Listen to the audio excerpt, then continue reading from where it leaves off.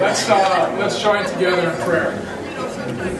Gracious, loving God, we ask you to be with us as we share together. We thank you that wherever we journey, you are already present.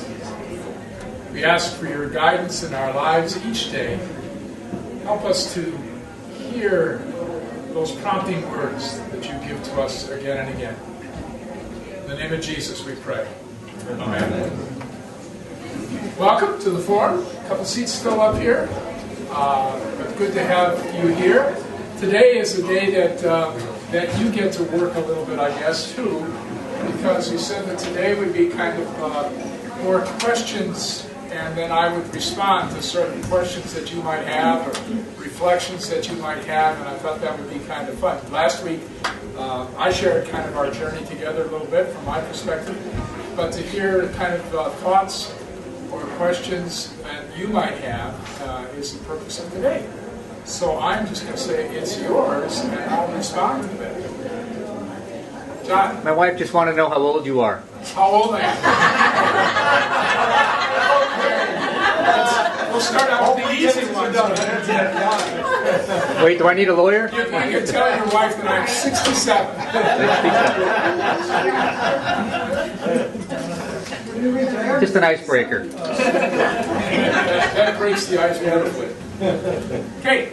So you've seen a lot of change in the National Lutheran Church during your years of ministry. Can you just comment about what you see in store for the ELCA nationally on the horizon? Well, that's in many ways $1 million question. The church, of course, 20-some years ago now merged. The LCA and ALC and AELC, or whatever it all was, merged together. And so we came from sort of families that kind of knew each other into this larger family where we didn't know each other. And so things changed at that point in lots of ways. And I think that what we've been going through now in many ways is sort of still a shakedown from that merger that took place. There was some different ethnic in the sense of the Norwegians and the Swedes kind of came together, and that in itself is sort of cataclysmic. But they're different cultures. And the different cultures partly are to how they view pastors. In the LCA, pastors had sort of a, I don't know if a higher stature, if that would be the right, but more official kind of a position.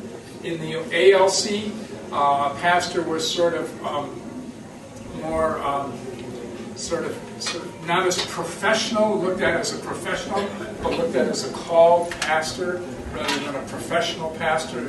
You know, it's a hard way to kind of, but that's had lots of different ramifications down the way. During that time also we've had what's called the Concordant, and that was the agreement with the Episcopal Church. And that was rather major, although I think the other the other kind of coming together were probably more significant with the Methodists, with the Presbyterians, but they didn't seem to shape us the way this coming together with the Episcopal Church has shaped us. And so I think one of the changes that I've sort of noticed is that in the Lutheran Church, liturgically, worship is more formal in many places. Again, we're on the East Coast. In the Midwest, it's less formal. But throughout the church, I think worship is becoming more formal. Now, some would say, well, that's more like the Episcopal Church, or more like the Roman Catholic Church. And that may be true. But it is more formal in that sense. I think the ELCA now has shrunk, though, in size since the merger. And then because of the recent decision in Minneapolis, it's shrunk again.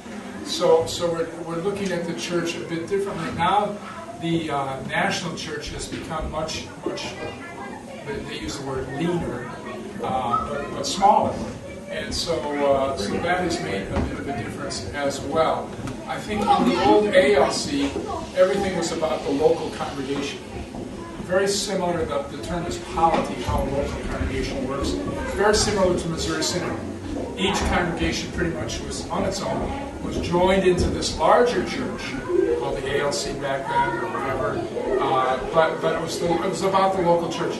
In the LCA, they talk more about three expressions of the church: the national church, the synod, and the local church, all being sort of equal. It's starting to move back toward the local church again. It's interesting that's the change, the shift that I see. The national church has just come out saying that its major purpose is to equip the local church. I think for a while we thought that our major purpose was to equip the national church, and now that flow is going the other way, so to speak. There are strengths and weaknesses of both approaches, certainly. But I think that's one of the differences that we've seen. The church, I think the church in some places, for instance, I think in Holy Trinity and other places, is very vital. But I think across the nation, the ELCA is growing older. Congregations are growing less vital. They're struggling. There are many churches are in what we call survival mode. So they just simply are worried about paying their bills and making sure that they survive as an institution. Not a good place to be. And the national church, I think, is trying to give different models for the local churches to try to live up to and live into that would bring more vitality, more energy. But I think in a lot of places that's really difficult. In New England, for instance, 175 congregations, over 100 churches worship less than 100 on Sunday morning. So that kind of tells you, the viability of paying a salary, and some places paying a mortgage, and just the other things for 100 people in church on Sunday morning. It's difficult, and so consequently, sometimes in that setting, the mission suffers. The whole idea of outreach and mission, because you're so kind of focused in on just survival. And other places, that's not the case at all. The church, even though it's very small, is still thriving and alive and outward focused. But I think that's a change that ought to be recognized, and that I certainly see happening. So that's another change. Church institutions are becoming less attached. The church colleges, the camps, the church camps, certainly for a long time were very tightly woven into the fabric of the local congregation and the church as a whole. They're becoming a little bit more independent. One of the reasons is that, again, because of demographics. If you're a church college, and before you used to have all these young Lutheran kids, and all of a sudden there are less Lutheran kids, you have to go elsewhere to get your kids. And the same is true for the church camps. And so that's a pressure that I think exists in the church. How do we respond? Now, some of that's good. We are not so ghettoized. We're not just all kind of in our little Lutheran cocoon. But some of it is not good, because then we say, well, then what do we hold forth? What do we stand for? What is it that we're all about? And so that becomes refocused in some ways. But I think that's a change that we see now and probably will continue to see. Those are just sort of off the top of my head. Mark could probably reflect on that too. Missouri Synod ever merging with us? No. I think they continue to move further apart. There's a group within Missouri Synod that just sort of ignores their headquarters. It just sort of ignores, and they're very Lutheran, just as we are. They're really not any different than we are. We belong to one of those in New York State, which is the only Lutheran church. The head of the Missouri Synod came and talked to us at our anniversary and congratulated us on being independent like other churches. He lost his job. Yeah. I think one of the big things that kind of talks about where Missouri Synod is after 9/11 they had this huge service in Yankee Stadium, and one of the stronger, whatever, foremost pastors of Missouri Synod in the New York area prayed at that, and he was chastised and literally brought up. Trial, but certainly near to that, for praying at this large group. That's a group within Missouri that's just simply pulling back, becoming more like what some of you who are familiar with all these things, like the Wisconsin Synod, and that certainly is going on in Missouri. But there are also any number of Missouri Synod congregations that you could changed from here to there, not even know that there's been any change. Those primarily are on the coasts. West Coast and the East Coast are where those congregations are for the most part. The Midwest, they're pretty strong, Missouri in that sense. Yeah, Bible study not too long ago, you said something about what you thought the church would be like in 50 years and what some of the things needed to be done if it were going to have it not be like that. Yeah. I wondered if you'd say a little bit. I don't know what the church is going to be like in 50 years. I think it's going to be very different than it is today. And 50 years ago, it was not that different than it is today. It is different, no question, but not that different. There have been changes, but I think 50 years from now, it is going to look very different. And I say that because, you look around, and on the Sunday morning, there are not a lot of younger people. And we're exceptional in the fact that we do have younger people and middle-aged people. There are many, many congregations that are basically almost 90% retired and older. And when David Olson came and visited the Edwards one Sunday and came and worshipped with us, and his comment was, "You have such a young congregation here." And he's the former bishop of Minneapolis. Well, Minneapolis, the churches are thriving, and I couldn't get over that. That's what he would see here, a younger congregation. But I think that's the reality. And so as that generation of, say, post-boomers retires, and even as the boomers now retire, I think the church is going to take on another dimension. And I have no idea. We've experimented. We're trying to, with any number of different attempts to kind of reach out to younger adults, young families, have not been very successful. Where the church seems to do very well, and that's not only the Lutheran church but other churches as well, are in these suburban areas where you've got row after row of housing and all young families, and the church seems to thrive there. As it did back, in the 50s and the 60s. There's really no different. The area that I grew up in, Chicago, I was reflecting, there were 80 kids in my confirmation class. And now there are 7 or 8 in the confirmation class in that church. And that because in that day, that was it was in Chicago, but it was like suburban, it was house after house after house, and all with families. And the church does well in that context, but not so well when that neighborhood changes. So the church is trying to figure that out. But I don't see anyone being very successful at it up until now. But I think it's going to be different. I think perhaps worship on different days on Sunday, and so that'll be different. I think different kinds of worship. I'm not exactly sure how that's going to be. Technology. Pardon? Technology. Yeah, the whole thing of technology is certainly very, very important. I don't know how many of you have said, but we don't want a screen up here. Well, I tell you, there's going to be a screen up here, okay? And it's not going to be so bad. That's going to be the least of it, really. And because that's where younger people are at. They're not going to look through that book and find 252 and then go to 669 and then go to 732, and they're not going to do it the way we do. Yeah, Mark, please. As an academic, I want to add a footnote. What's happening to Lutherans is happening to all Christian groups, to a greater or lesser extent, even evangelicals, where we think they're growing, and especially the problem with younger people. The only reason that evangelicals seem to be doing better is that they actually have larger families on average, although that's changing as they move more into the upper middle class. And the second is that their kids don't go as far away from home in college, which is also a very big, for the evangelicals that go to college, they have the same loss as they do in with the so-called mainline, or now they're calling it endline congregation.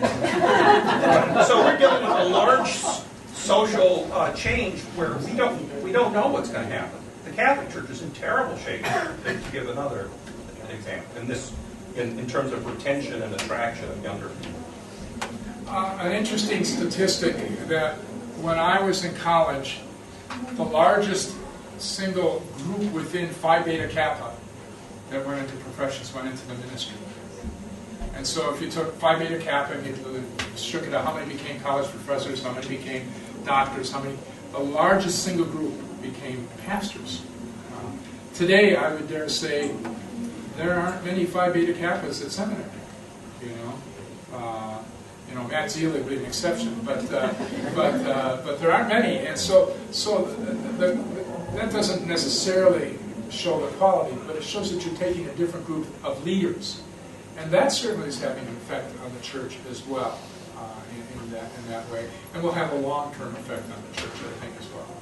You know, and Christina mentioned technology. I mean, it really is so critical. You know, this whole Facebook and Twitter and all this kind of stuff, that the next pastor coming to Holy Trinity ought to be certainly more aware of those things and more fluent in those areas than I am. Of course, most everybody is, so the chances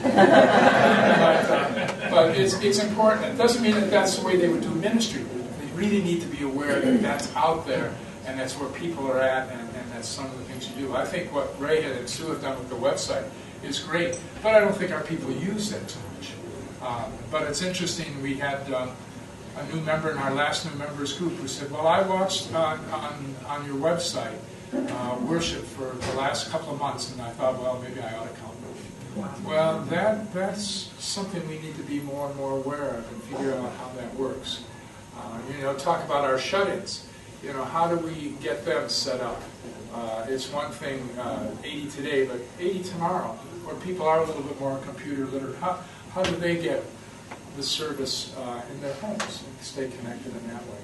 And that's just great. Just an interesting statistic over the last 2 months. I don't know if it's because Christmas season or whatever, and I have not posted every Sunday sermon because I don't get to it every week, but we've had over 200 people view in the last 2 months the Sunday sermon that's online. That's a lot. It is a lot. Yeah, it really is. Please.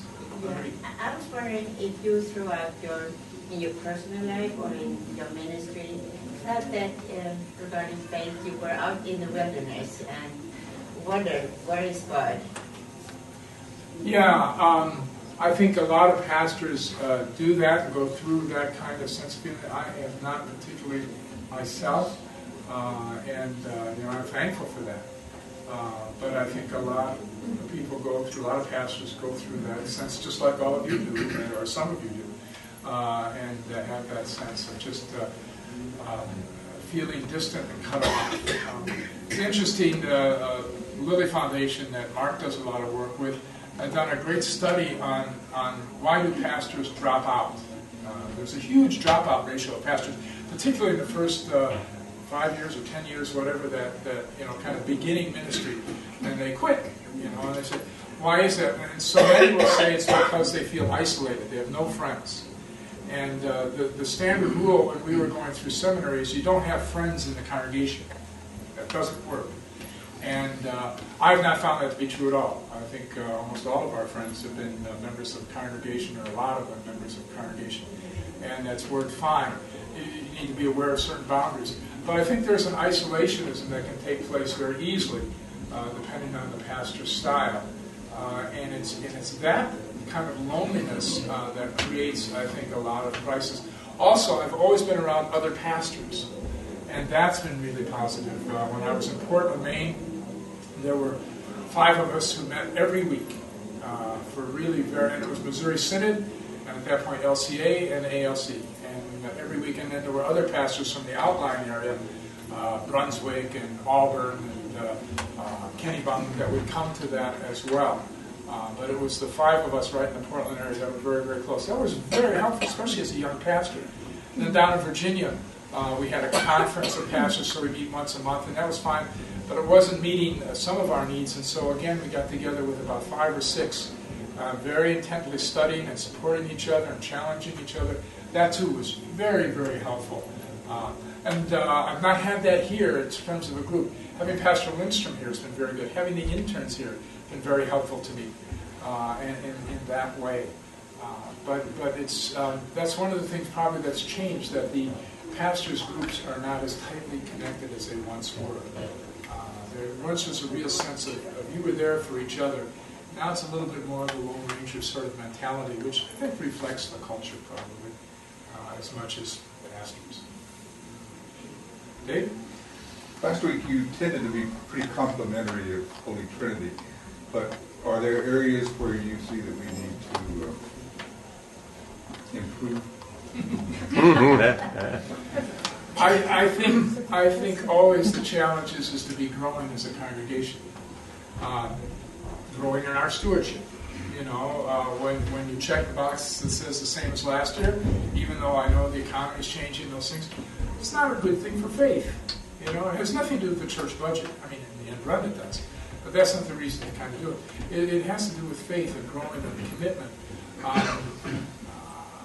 I think that it's very easy to kind of rest on our laurels. I would hope that the new pastor, as he or she comes, would have some ideas for new social outreach and new ways of being involved, however that might be. And that's good for us to get out of our comfort zone. That creates energy and excitement, vitality. So I think that's an important thing to see. I'm concerned about our youth. As I said to the church council this week, that the youth ministry is extremely fragile. That one moment it's going well, and the next week it's tanked. It's just not going well at all.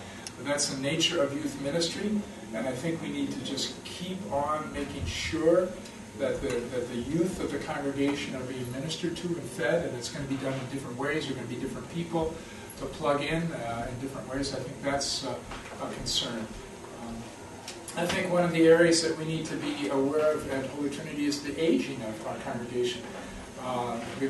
Jill's got all those gifts out there with visiting the shut-ins. It's so critical to visit those shut-ins and care for those shut-ins. It's not just the shut-ins, it's the other seniors as well. The same way that we have the youth group, that's right. The same way that we have... In the same way that we have a youth group to minister to the youth, to keep the youth kind of together and alive, we need to do more for the retired folks. There's great opportunities here. You know, and we've talked about, getting a person that would be kind of coordinator of seniors ministry and having an activity every month, whether it's a trip to Boston or a trip up to Calumet or a luncheon here, that every month there would be something going on for our seniors. I think that's really important as we go forward. Again, you try to look at who we are as a congregation and what are the needs of the congregation. And the study that the vision team made is trying to focus on that. You know, one of the things they said, well, we need more fellowship events. But that's for people who like to go out at night. You know, there's a whole group, and that group's getting larger, that would rather not go out at night. What are we doing for that group? You know, there's another group that babysitting is an issue. What do we do for that group? And I think you need to be kind of constantly aware of that sort of that networking that takes place within the congregation. It's not for everybody. Some people can just be really very insular and come to worship and participate and serve in whatever ways, and they don't need other relationships. But most people are looking for other relationships, and I think the church provides that. No place else really does when you really look at it. And we come together on the basis of our faith and who we are as a people of God, and share those values together, and go from there. Yeah, Mark. I know this came up at council, or at least I heard this came up at council. What would you like parents or grandparents to be saying to the young people about this transition? Because for them, this is going to be, you play so many roles. It's almost like Moses or God. Yeah, it's a good point. I really wanted to go down to the kids' assembly today, and I didn't. I think tomorrow I'll try to, or next Sunday, I'll try to figure out some way just to get down there for 5-10 minutes and just kind of share that I'm leaving. I think to say that pastors come, well, of course, you talk about retirement in my case, in the cases of other pastors who are leaving from one church to another, is, I'm talking about jobs changing, is that our faith is something that we all share together and hold together, but that the pastor is here, is temporary. I think just to kind of talk about that with the kids. I think it's not easy for the kids. I talked to my confirmation class on Wednesday night, and they had questions, and it was interesting with them. Well, will you be there for our confirmation? And I said, well, I don't know whether I'll be there for your confirmation. I won't be confirming you. And I just kind of hedged on that because that's part of the whole thing is to say that I won't be back, for a couple of years, and that's part of the transition, and that's not easy for me and for Nina, but it's something that sort of is a necessary step, and so trying to explain that to them was difficult, and they didn't really understand because they took that as sort of, well, I just didn't care about it. And that's the difficulty that you get into in those situations, is trying to say, no, we still care, but there are boundaries kind of that have to be sort of observed as best you can do that. And that becomes, that's a tightrope that you have to walk. So I would hope that the parents would talk to their kids about that and explain, particularly because the pastoral council will only be here for a relatively short time. And the kids won't see that. And that's where the continuity of intern Patrick, I think, is important to the kids. That's a very helpful thing. And hopefully by the time Patrick is ready to leave, there'll be a new pastor here in terms of permanent hall pastor rather than intern pastor. That's good. I think just 6 months. That's what they're telling us. That's what we're hoping. So that's what the call committee and the transition committee will push as hard as they can. And but that's what they're thinking. Yes, it is quick. Today, generally, it's at least a year. Many places 2 years, and that's not a helpful thing. I don't think in most cases. Sometimes it is. Sometimes you really need some space. The last time before I came, it was about 2 years. I think between pastors. I think that was about the time. There were reasons that was the case, and the congregation was very well served by pastoral ministers, so I don't think people got anxious, but that's sometimes what happens. Yeah. Kate? Oh, I was going to respond to that question also about talking to your children, because it is a very emotional subject, and how I've come to think of it as being on the transition team is that our faith is constant throughout our lives, but the people with whom we share that faith does change over time, the people who God brings into our lives to share that faith, and we just need to be open to the new people who will be with us to share that faith, and trust that Pastor and Nina will be sharing the same faith with other people the same way that they shared their faith with us. So anyways, that's how I've come to talk about it with the transition team and my own children. And that's something that's very scary for us, is now we won't have a faith community to live in. And Nina was saying how for all of her life, her dad was a pastor. She's been very much a part of this faith community, and certainly I was very much part of a faith community growing up in Chicago. And now for a while, until we find another sort of family, or until we're able to come back here, we're void of that family, that faith family. And that's not a very pleasant thing to look forward to, because that's where we live, and have lived. And so all of a sudden that changes rather dramatically. And so that will be, so say hi to us in the grocery store. Don't go down the other aisle. We can do that? We can do that? Yeah, right, exactly. That's the size of it, yeah, that's right. And so it really, the boundary is pretty much, in a sense of not coming here to worship for those 2 years. That's my boundary. So, yeah, Kurt. Unfortunately, I wasn't here last week because we were laying out a Caribbean island. Yeah. But I'm wondering if the other half of the ministry team has any reflections.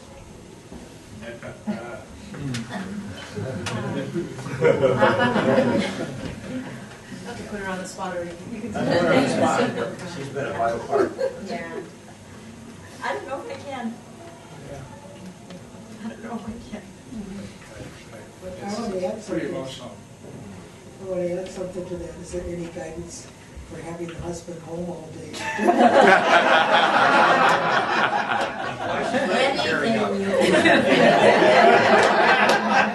That's a different emotion.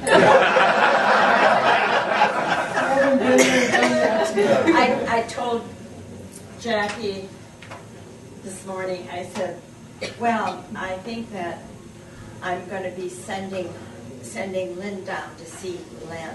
I said, every day I'm going to say that. Don't you think Lynn needs to be checked on? And then he has to walk down Dover Point Road to check on her. That's right. No, I'm sure Jimmy could use some help with the house, so. Not mine.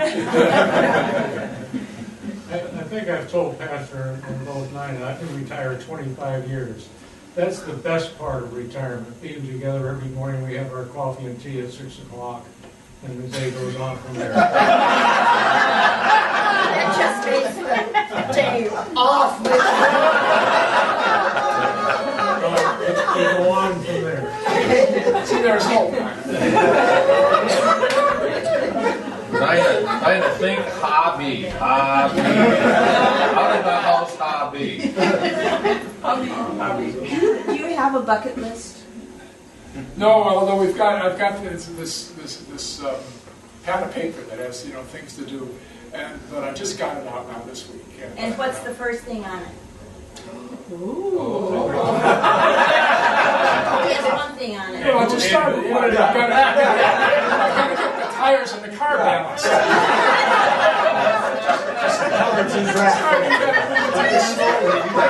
That could take 6 to 8 months. The concept of bucket list differs. But yeah, we're going to try to raise the book, baby. Someone gave us book for Christmas, 1,000 places to visit Before you die. before you die. I think that's what Paul's doing, So we'll see how that goes. Seriously, though, I personally don't want to just not call, not see you guys. Right. So, but where is that line? For us, the line is here. The location. Yeah. Well, it's also in relationship to role as pastor. Yes. Right. And so right. that, I can honestly say that Lynn does not feed into that role in terms of some congregations would be calling and say, well, can you do this or can you do that as sort of in that pastoral role or counseling or something like that. And Lynn does not do that. I just know from past experience. And so it's the role of pastor, whether it's, and besides the location, it's that role of pastor. It's a couple of ways. I talked a little bit with the church council on Thursday about Martha Rochelle, what she's going through, what she's going to go through. And I said, I cannot all of a sudden say, well, I'm gone, Martha, I'm not going to see anyone. But I won't be bringing her communion. Pastor Lindstrom will bring her communion. And so the function changes a little bit. And that's because we're right in the middle of that kind of thing. But in terms of friendship, in terms of socially, that's a whole other matter, in that sense. But it would be more professional. Lynn, may I speak to that specifically because we actually are, there's a formal covenant that Russ signs, or Eric, one of them signs, and pastor signs, that basically outlines these things that you won't be doing with, and the other, and you're not talking about church politics with us, not talking about those kinds of things. Exactly. And that's your part of that too, is that as you meet in the grocery store, the last thing you ought to say is, you can't believe what we did for communion last night. that's yours, but yeah, go ahead. But at the same time, this exclusion doesn't in any way exclude friendships, and it's clear to, I think, most of us that you have established, I'm thinking people you kayak with, people lobster meals, things that you go to plays with. I mean, all of those kinds of dinners that are done not in and those are not precluded by this covenant. Very explicitly, in fact, and it's part of the reason I'm raising my hand to it is part of my responsibility as secretary of the church council is this needs to be communicated to the congregation. So you may even see some specific things in the tidings or bulletin as reminders about this. That it's not intended to sever relationships. Right. Just, but the big pastoral relationship. Exactly. You can still pray for us, and hope you will, and we can pray for you too. That's okay. Don? Does it also mean that I can tell you exactly what I think now? Yes. No holding back anymore. No holding back. That's right. And I can tell you that I'm really a Cub fan, not a Red Sox fan. Okay. Yay, I was wondering, Next week. do you consider your ministry a career that's ending, or is it a lifestyle that's going to go on in some other capacity? Both and. Certainly the call to full-time ministry, I think, is in. We're opening up to the idea of intentional interim. I've taken the courses that you need to do, which are pretty heavy duty in a sense for continuing education, so to speak. And so we might do an interim someplace, as Pastor Lindstrom did any number of interims. He was here as an interim, but then he did, I think, 3 after here. I think he did Manchester, New Hampshire, and Worcester, Mass, and Gloucester, Mass. And so those can be full-time or part-time. Even when they're full-time, they're very different. You're not engaged, you're not building the way you try to build when you're a pastor, normally in a congregation. So it changes. You're not, as an interim, you're not concerned about whether the confirmation program is going well or not going well. You might teach confirmation, but you're pinch hitting, you're slotting yourself into those positions. You're not building a stewardship program necessarily. There's larger kinds of things as you look at it normally. And so that changes. Yeah. Good question.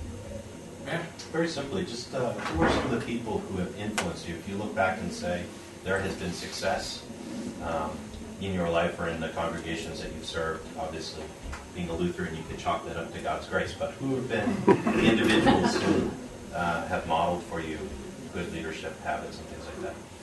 Yeah, I think there have been a number. Certainly my home pastor growing up, that was my first role model, so to speak. Very large church, and so he was kind of a senior pastor and distant because it was a large church. He didn't do things with the kids. We had interns and associate pastors in that church, and they were, to a degree, some influence.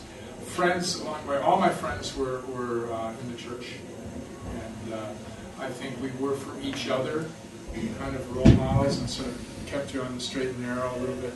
In college, there were certain professors. I had a Greek professor that I certainly sat and talked with a lot. He was also a religion professor. I had a speech professor who really was very supportive. And then in seminary, we were not as close to professors in seminary. It's interesting. At least I wasn't. But the internship supervisor was very significant in terms of a mentor and a role model. We worked at a church in Minneapolis, and the pastor there was probably in his 60s. He too was certainly a mentor and a role model. And then from that point on, it was peers. And it's funny, and I'm sure you experience the same things. It's a little bit of this person, a little bit of that person. It's not usually one person that just really emulate that person as much as just individuals and just certain traits within those individuals. And then I think in the congregation, these just saints in the congregation, often older people who just live the faith, model the faith, but sometimes not older, sometimes younger. But and again, it wasn't just a person that you would just necessarily look up to as much as just incidents that just sort of bored you up, and you just look, that's what faith is about. That person really demonstrated faith and lived out their faith, and that's what it was about. Picking up on the season of your sermon this morning, look back on your career, what are some of the epiphanies that you've had over the years that have contributed to your ministry? Wow. In one sense, there have been so many, that I've not been necessarily this one or that one, but just so many along the way. Oftentimes, in relationship to crisis, hospital visitation, certainly in that kind of setting where you just felt God's presence, sensed God's presence in me or in the others that were involved in that. Those things come to mind very readily. But it's much more for me a kind of a sort of a constant rather than these spurts. You know, I know some people have these high mountaintop experiences. That hasn't been my personal journey. Those kinds of high mountaintop experiences. Many great experiences. But I would have trouble saying these five. I don't think I can do it. Is there a sermon that you wished you had given? But for politics? Right. As I look back, I certainly could have, throughout ministry, been a little bit more outspoken about the social context of what was going on. I mean, I was a pastor during Vietnam, pastor at the beginning, here during the Gulf Wars. Lots of those things you reflect upon later. You get caught up in the moment of what is going on.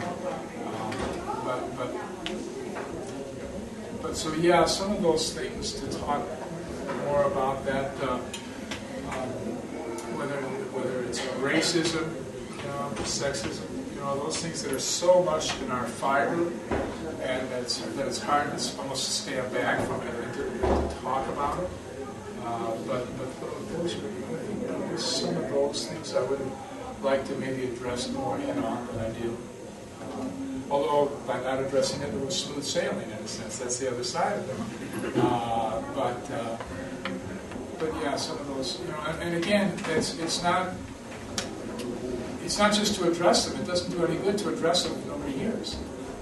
And so it really is to try to get into dialogue, and that's becoming more difficult today. I think to enter into dialogue. People dialogue with other people who believe the same way as they do. But to dialogue with people that see things differently, that's becoming more and more difficult. I'm concerned about that.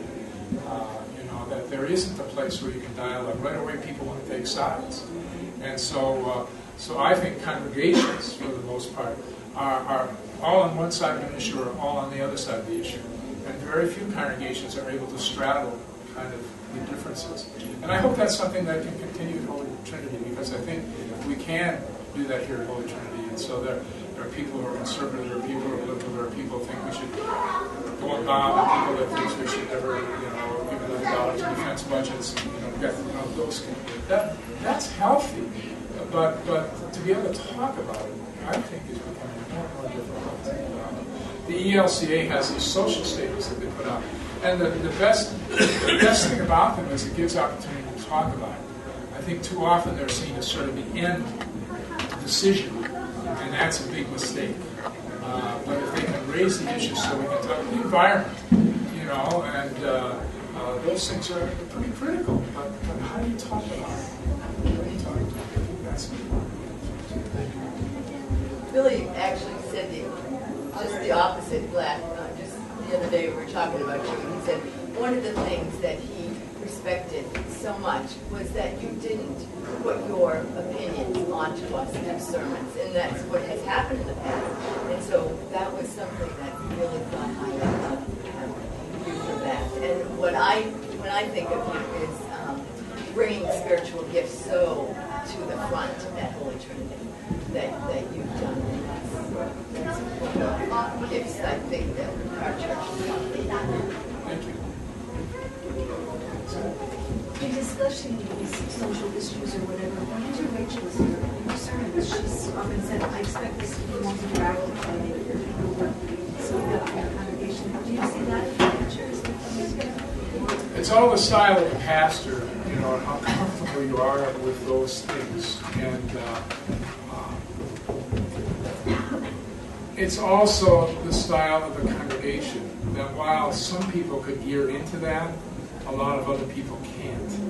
And so that's a kind of a bringing a congregation along, if that's going to be your style, if you're going to try to dialogue. Hard to do with the size congregation we have in all reality. And again, it's people you have a lot of people who say, I'm not interested in what others think. Let the pastor preach the sermon. And so you've got to really kind of mold the group in order to get into that dialogue. I think the adult forum is a place for that. I think, more than worship. I think adult forum is a great place for that give and take that can go on.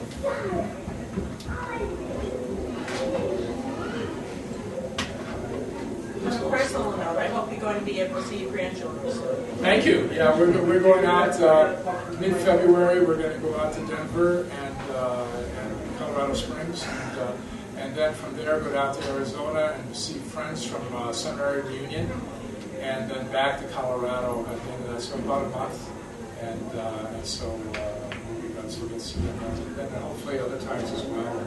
And it may be that the interim that we would do would be out there. Because basically interims in New England would be almost relocating as well. And that's one of the difficulties. If you can do an interim and come home every night, that would be perfect. That's a long shot because of the distances of the churches.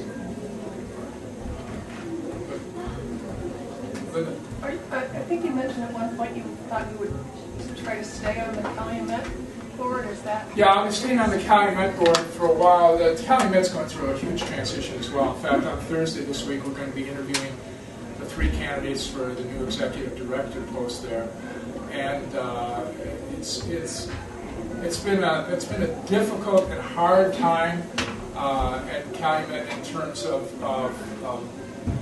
the development of a board and what the role of the board is. For many years, because they had such a wonderful director, the board just rubber stamped. And that was fine. It worked just great until that director left. And the board didn't know doesn't know how to be a board, and didn't know what was needed for a director. And do you direct the director, or do you just say, okay, go to it? And it didn't work so well the last time. So for 5 years, really, the CAB has been really without any direction. And so it's really kind of a critical time. So I'll at least stay with that for another, I think my term is 2 more years on the board. So I plan to try to stay with that for that, offer whatever kind of support I can in the process.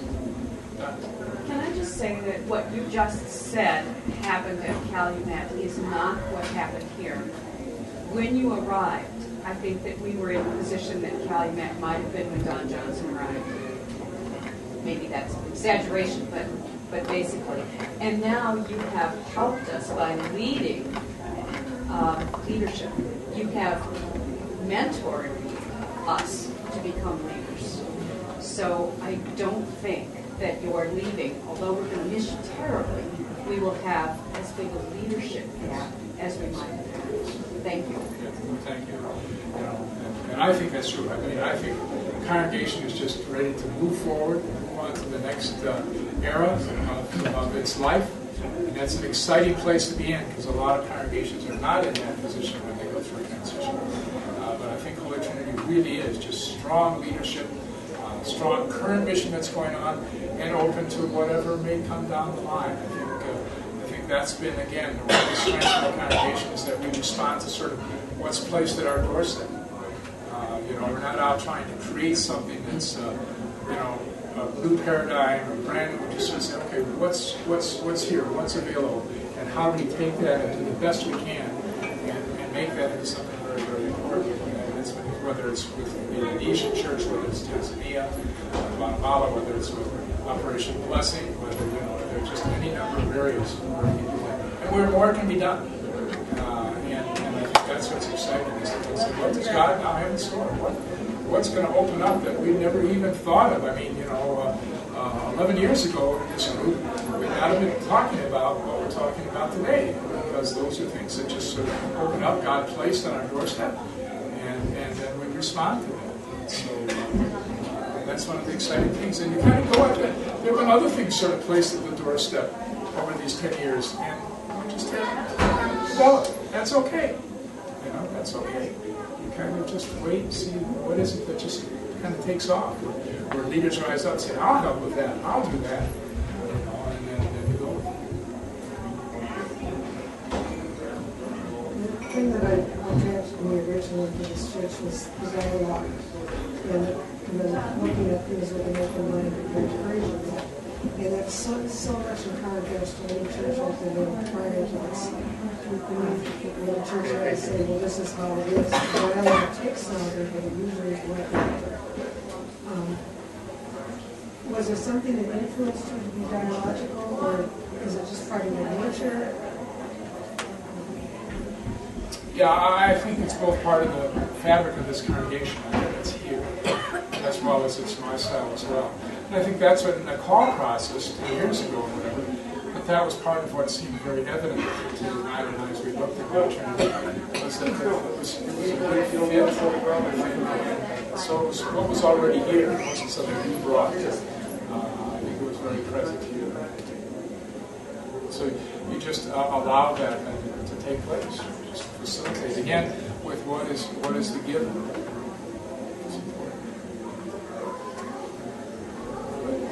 Well, our time's about up, so thank you. And next week we celebrate.